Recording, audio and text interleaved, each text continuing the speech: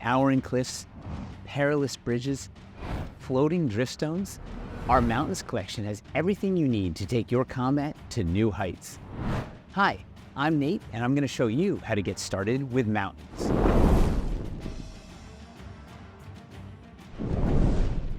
In both RPGs and wargames, elevation is incredibly important and it looks really cool on the table.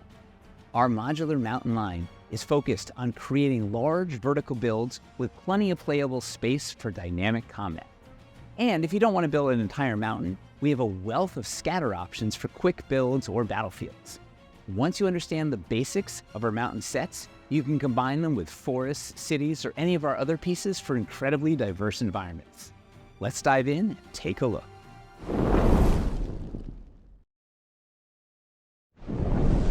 So there are a lot of pieces in the mountain collection, but the backbone are these escarpments. These are the fastest way to get some big, impressive elevation out on your table, and these pieces are incredibly fun to build with. All the escarpments are cast in our dark gray dwarvenite. They have anchor magnets on the bottom, so they'll stick to our terrain trays and our battle boards. These escarpments are all 2 inches high, true 2 inches, so it looks very impressive out on the table.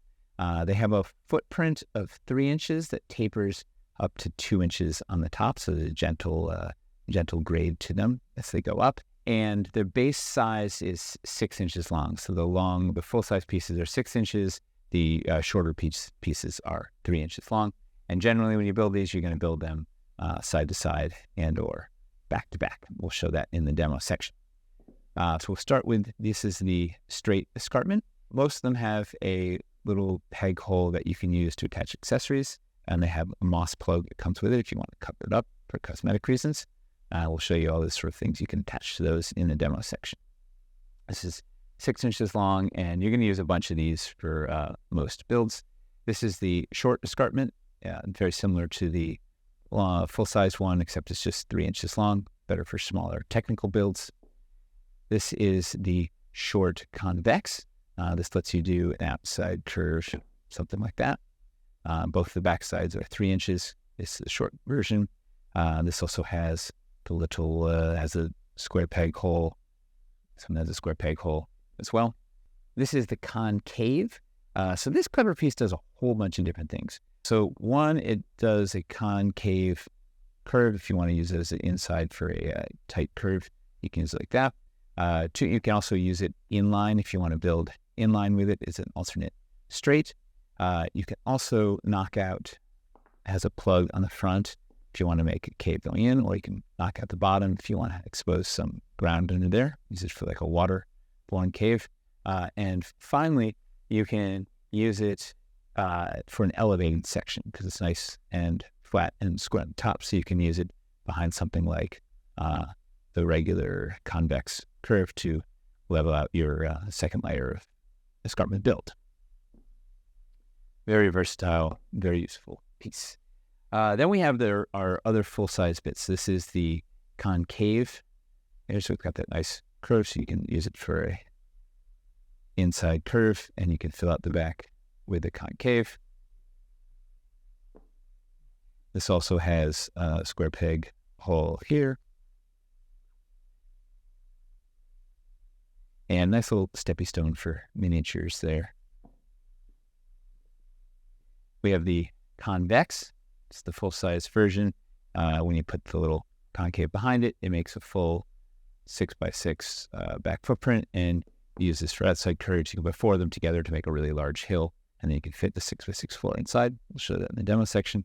And this has the same hole for the square rod accessories. And then we have some of the smaller technical pieces. This is the 1x3. You use this if you want to offset things by 1 inch. So you can pop it in line with one of your straight runs, knock things off by 1 inch. You can also use it to pair with some of the more advanced pieces like the winding stairs or the waterfall if you want to even out the build. And then you can pair it with these end cap pieces there if you want to make them at the same footprint as the convex, something like such. So this is a really useful, you're going to end up using this thing a bunch to adjust your builds a little bit, fine tune them. And then we have these two end cap pieces. They're a pair, a right and a left. You can put them together in a bunch of different ways. Use them to end cap a escarpment run.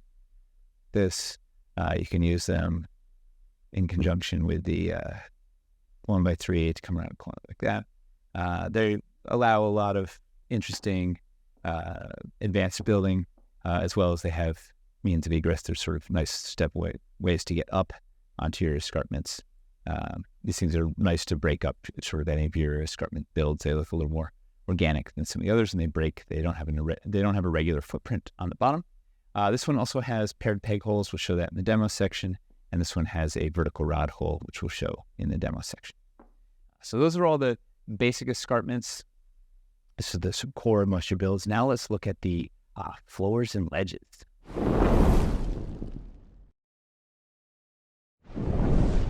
Here we have our mountain floors and ledges.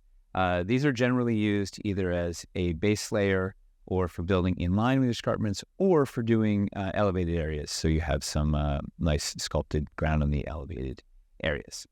These are our newer floors. These are all cast in their dark dungeon gray. They have anchor magnets in the four corners, and the larger ones have one in the middle too, so they'll stick to our terrain trays or our battle boards, as well as they're in the corners so that you can stick stilts on them and elevate them up for some elevated building, and we'll show that in the demos section.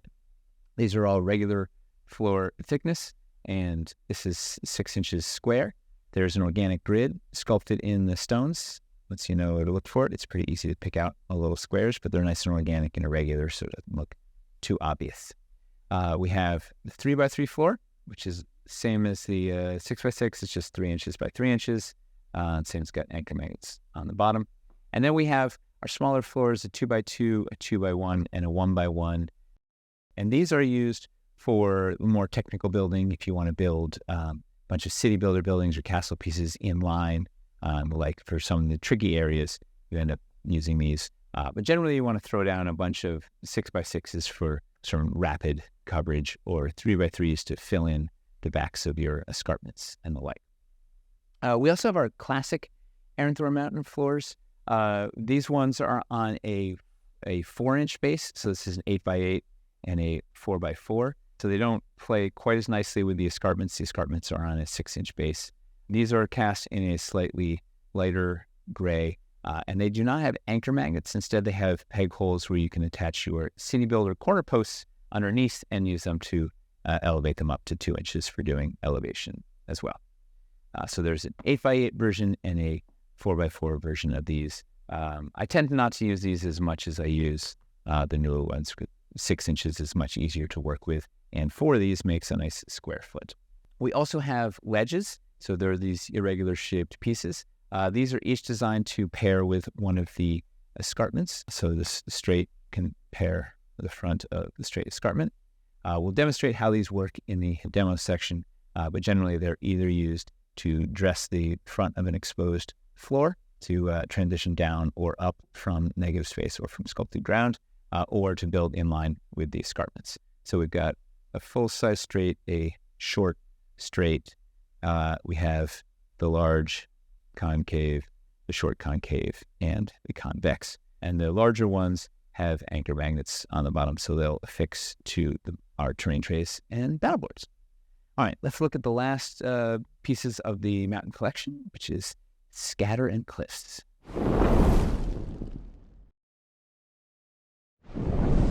So finally, we have scatter pieces and mountain cliffs. There's a lot of pieces in this line, so we're not going to show all of them. We'll give you a little sampling. Scatter pieces tend to all be standalone. They tend to fall into 3 categories. We have clusters of rocks, so we have a variety of different rock clusters. The newer ones have anchor magnets on the bottom, all cast in our dark dungeon gray. These for freestand and can nestle together in a bunch of ways to make organic rock shapes to break up any build. We have crags, which are larger, multi-level rock formations. And some they tend to have more features. This one has some paired peg holes and some accessory holes on the sides, as well as Stump for our modular tree system baked in. And these can fit together in a bunch of ways and do some interesting elevation options, as well as they tend to have anchor magnets because they're large, big pieces. And then finally, we have driftstones and or wyverstone clusters. These can either be used floating on a flight stand like this for interesting elevated adventures, or you can pop them off and freestand them like scatter out in your battlefield. And these do not have anchor magnets generally because they are often used elevated in the air and have exposed, the bottom is exposed. And then we have mountain cliffs. This system was originally designed to integrate our city builder system and our castles in with organic builds. So it builds pretty differently than the escarpments, but it's still all compatible. These pieces are 38 millimeters high, so they're one floor height shy of 2 inches. So if you stack them on one of the corresponding ledges or on a floor, they'll be the same height as escarpments, but on their own, they're the height of one city builder wall. They tend to have the dead side on the back, so they have 2 organic sides, so you can flip them around and have more variety on the top. They're generally built with their backside away from whatever's happening or hidden, 2 of them together like such. We have a whole line of these, as well as a line of cliff ledges that can be used for negative space or for building on these. You can see details of how these work on the channel. We have a video coupling them. All right, let's dive into the demo to see how all these pieces work. All right, so let's take a look at how these escarpments build. We have a basic builder here and an advanced builder here. And it's the base level. You can just push everything together and you can combine these, and you have a little freestanding hill. Put that in the middle of a battlefield. You could break it up and put it on the edge of your map or something if you had the edge here and one edge there, make a little valley. You can interchange these guys if you want to give it a little more variety. But generally, when you're building these escarpments, you're just kind of, it's a little free form, right? You kind of figure out where you want to sketch out your shape and then just start putting them, chaining them together until you can get shape like that. If you want to get a little larger, you can introduce some of the larger pieces, like the big straight, put that guy in there, lengthen this thing. Maybe we want to introduce a curve because those things look really neat. Let's start with Convex. Like the larger pieces get even more organic because there's covering more ground. So you take this guy. Yeah. So in here, we need something to fill that out, and our concave pops right in. The concave has 2 rounded edges. This one is this rounded one, so you can put those facing out when you're doing a concave curve, and it looks a little more natural. If you put the hard edge out, yeah, it looks a little more square. So I tend to always put the little curve edge out, like that, and boom, you could put this guy in large. Cave. Up now, I'm a little short here, so this guy, I'm short again. So as you can see, you're just sort of taking some bits and keep adding to it and then connecting, making sure you're sort of connecting the ends. Why not? If you want to build up a second layer, like sometimes you want to do a double high, you want to get really big with your elevation. Generally, I will kick back the next layer. If you put everything flush in line, there's a little overhang because these pieces taper up. So I tend to kick the next layer back by an inch, and that makes everything flow a little better. As well as if you kick it back even like an inch and a half, so then you get more playable space in there. So you can get some miniatures sort of on each layer and working their way up. You just have to sort of play with them and start adjusting and see what feels good for your table and for the story that you're trying to tell.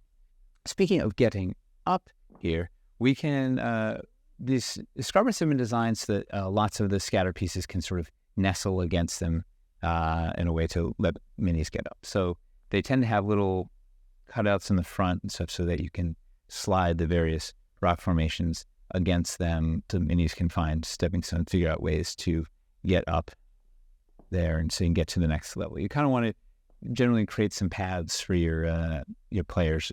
Ideally, a couple of paths, maybe one that's harder than others, so they can get up and encourage them to use that verticality to ascend. Also, if you want to add some complications or dressing, you can pop out the moss pegs and use any of the square peg accessories like this little hanging branch.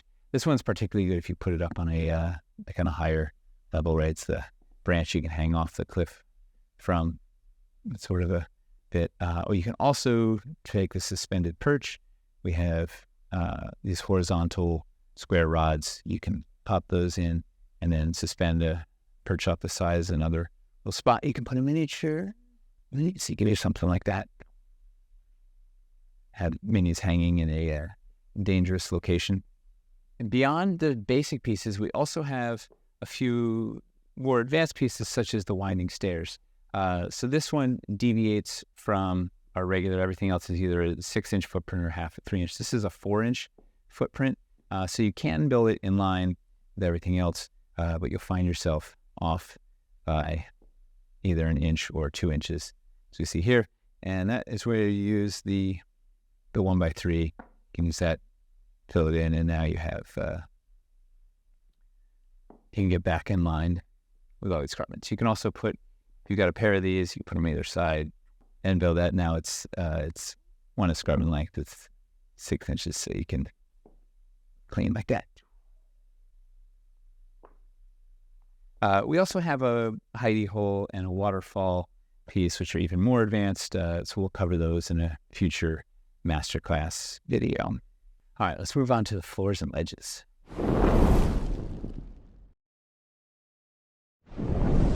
All right, let's take a look at floors and ledges. So often you can just use your floors as a base for building on top of, right? Nothing looks better than throwing a sculpted floor underneath your build. It's got fantastic texture. The downside is this eats up your floors very quickly because a lot of them end up covered, especially if you're doing a large raised area. You end up covering a lot of them with your escarpments. So it's not a wildly efficient use of your sculpted floors. For that reason, a lot of people will build on terrain trays or battle boards, at least for their base layer. If you want to maximize your floor usage, you can build inline. So if you take your escarpments, grab one of the trifecta ledges, throw it against it, then you can sit flat and you can build the floors right out inline with the escarpments like such. And then you just need a corresponding ledge for each escarpment, and then a floor. So you can maximize your floor coverage and such. The other really useful place for floors is when you're doing an elevated build. So let's say we were coming up here. We're going to start one of these. We want to do a raised area up high. To fill this area with some nice playable space, we take one of the floors. We take 4 of these 38 millimeter stilts, use the metal on top to attach to the anchor magnets to the bottom, and then drop this platform in there. And now you have a nice sculpted top, lots of playable space up there. If you're going to put a bunch of stuff on, you can put there's a magnet in the middle. You can put a 5th stilt in the middle to help hold it up if you're going to do like a whole big elevated area that's going to have like 2 or 3 more layers of escarpments on it. And then you can keep building up from here if you want them go. If you want to go up even higher, you can use the 50 millimeter stilts. So these are the 38s. These are the 50 millimeter. If you wanted to raise up a terrain tray, fit in there, you pop them on these. Or if you want to raise up one extra floor height, use these guys.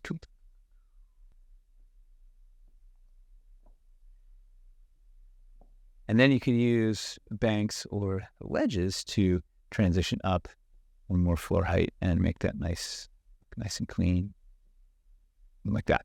And you can kind of keep working your way up using ledges, escarpments, and stilts. You're going to end up using stilts on a lot of sort of back, any sort of raised area. Sometimes you can use double stilts if you want on the back of escarpments. If you're going double high and want to hang it off the back, you can use a 50 millimeter stilt in the back. Hold that up and really kind of maximize your exposed playable space. All right, let's look at the ledges now. If you take an escarpment and its matching trifecta ledge and then separate them, you can use that negative space where there's no piece to do a road or a river or truly anything that you want to put in them. So take a raging river terrain tray, curve, pop this there, and then we'll start with the ledge down. Let's drift it off. We'll take 3 inches off like such. We'll take the 2 short ledges like that, and then we'll pave the rest of this area with mountain floors. And like that, and a little mountain river. And the nice thing about working with the ledges is you can expand pretty quickly and easily. So if you want to make this river larger, slide everything out, slide that ledge till you get to a place that you like. Let's go there. Let's swap this one for larger. And so it's a pretty quick and easy way to do interesting rivers, and you can adjust them as you build. All right, now let's look at our scatter formations.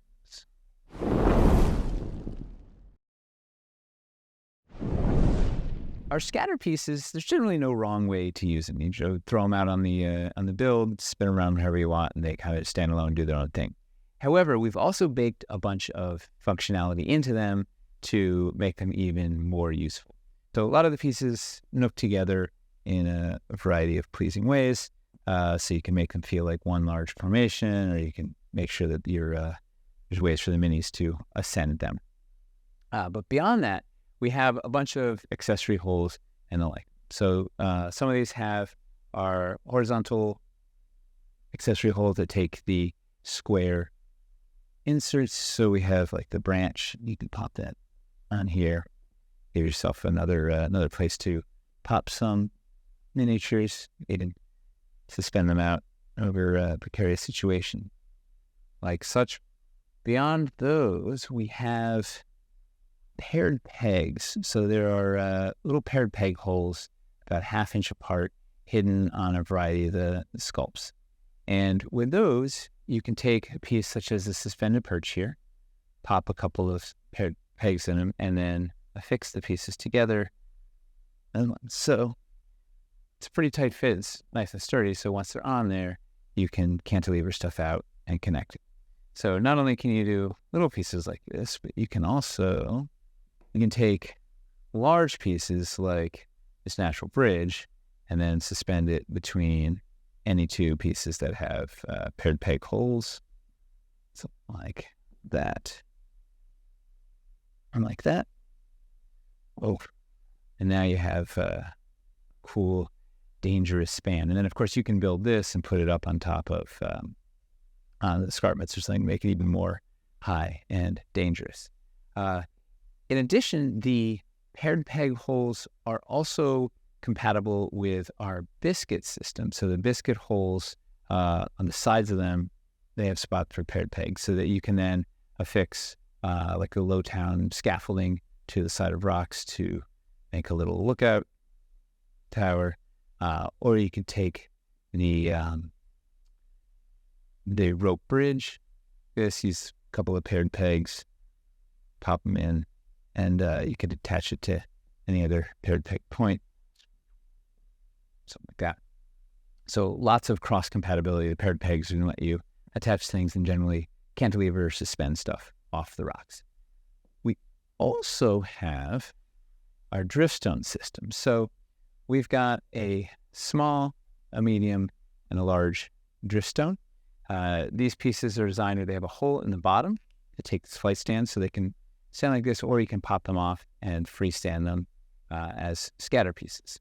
However, a bunch of our pieces have those same vertical holes hidden in them. So these both have spots for the vertical rods. So you can take one of our vertical rods, pop it in that same vertical rod hole, and then suspend your driftstones up above any of the other bits. And then in conjunction with some of the freestanding ones, you can build some pretty elaborate multi-level builds with different areas that you can get minis on. It's particularly good for skirmish games or war games because you do a lot of really interesting elevation and breaks up line of sight in a really interesting way. We also have the same horizontal holes there for the square rods.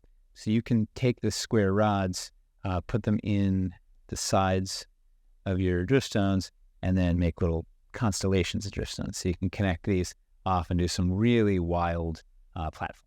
So we have a bunch of pieces, like some of the escarpments have the vertical holes or the horizontal holes. So you can take your pieces and connect and suspend driftstones everywhere you can possibly imagine. Can't even get it on the table. There's so much.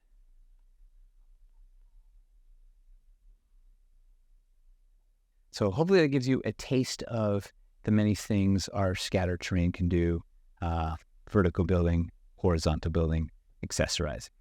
Now let's see all of these techniques in some sample builds.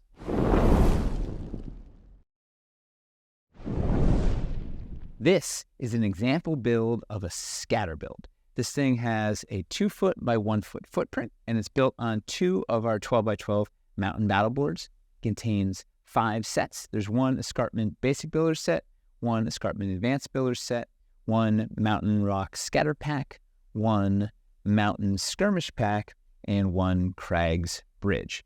This would make the perfect RPG encounter for your party. We're using a bunch of the techniques that we showed up front. So we have a bunch of these pieces nestled together so that they create good spots to have your adventuring party climbing your way on up. We're using paired pegs to hold the suspended perch and big natural bridge here.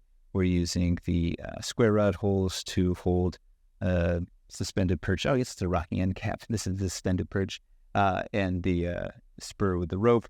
And then we're using the escarpments as bases to elevate everything up even higher. We have fun little spots. So there's the hidden burrow rock cluster here. So you could have, maybe there's a Cree burrow under there. So we can put some Cree in there.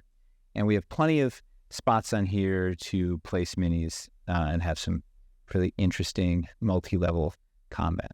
We could have definitely some dynamic fighting up and around and on the bridge, such. And best of all, because these all scatter, you could quickly rearrange this into a new encounter. If you had a random encounter after this, you could rearrange these pieces. So let's push them around and see where they go. See what we could create. All right. Voila! Now we have kind of a narrow, clear area in the center with some big formations around. Feels pretty different than our previous encounter. And again, another spot you could have some fun combat. This time with a little less verticality, more breaking line of sight, and interesting areas to navigate on the ground here.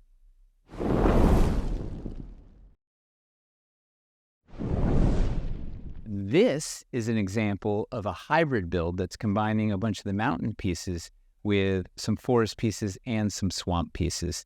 We have 24-inch by 15-inch footprint, and it's built on one of our mountain lake river mouth terrain trays for the negative space river here. So we have a lot of interesting techniques going on here that we showed you in the demo, all combined together to make this beautiful scene. So over here, we're using swamp banks right against the trifecta ledges. So these are the forest trifecta ledges thrown right against the escarpments, so built in line, so allowing you to transition from escarpments to the banks down to the negative space. So it makes a real seamless flow. And over here, we're doing the same thing using forest floors and the ledges. And we're using the ledges to go transition down to the terrain tray. So ledges on this side, banks on this side. This also shows how easily it would be to swap out the floors. So we could fly out these forest floors, this trifecta ledge. If we wanted, swap out the floor and make it mountain. So we take the mountain version of the ledge and some mountain floors. And now we have a mountainous base for this build. But let's switch back to forest so it feels continuous. Moving up, we have escarpments stacked double high, both here and here. So it's a really impressive silhouette and a lot of verticality for your players to conquer. You can see we're cheating a little bit. We're offsetting the escarpments. These are kicked back about 1/4 of an inch, so they have a more natural flow up. These are kicked back an inch, so there's a gradual flow up, and these are kicked back an inch. We're using a technique with the stilts in here, so these floors are held up by 38 millimeter stilts, and then beneath them there's a 6x6 floor, which is also on stilts, that's holding this whole layer up. So lots of layers, just building the same techniques. Escarpments, floors behind them, stilts underneath, another layer on top. Lots of little bits nooked in there. There's lots of these little, like the crag steps and the stepping stone that come with the escarpment pack, so you have lots of scatter options to put around to sort of break up the line and give the players areas to climb. So there are plenty of ways for your players to sort of ascend the waterfall and traverse across the build. We've integrated some of the more advanced pieces in here. So there's the waterfall using the cutout escarpment to build in line here. It's built double high. The Hideyhole escarpment using the cutout also, and the little floors underneath there to make it nice and continuous. And we could have something neat in that little hole. It's a good spot for the players to discover. Also using paired pegs to have the rocky end cap out here suspended out, so it's a nice spot to have minis cantilevered out over the gap. They have horizontal accessory holes to pop in this rock spur and rope, and conifers to make it sort of tie together. The trees really help tie together forest floor and the mountains one bit. So what you could also do if you want to have added point of interest beyond just the waterfall, all the wilderness stuff makes it's a really good palette to throw something man-made or some sort of mysterious point of interest. So in this case, we will put in some of the ancient elven ruins, right? So we could just fly in. So these are some of the ruins of Calantir, our Archaean ruins. And now we've created a scene. This is there for a little gazebo of cliff overlooking the waterfall. And a pylon, right? This is a place of magic. Of course, now we have, this is like becomes a vehicle for, we could put a banshee or an elven banshee guarding this place of power, drawn here, cursed. So there's a reason for the encounter, and quantities for the players to explore. So hopefully this will give you an idea of how you can mix and match the wilderness pieces, and how you can use wilderness as a base for flying in some other pieces, such as castles, cities, or Archaean ruins.